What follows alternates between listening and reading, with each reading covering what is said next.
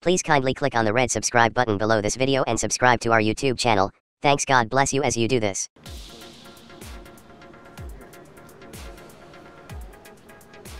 The golden ball.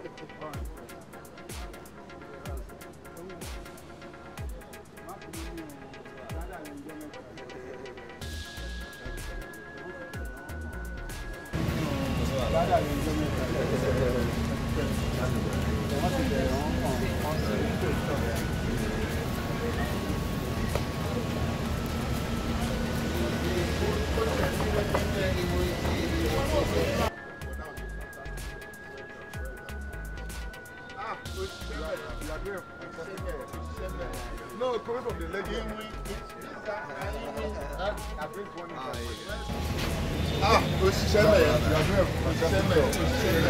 No, coming from the leg.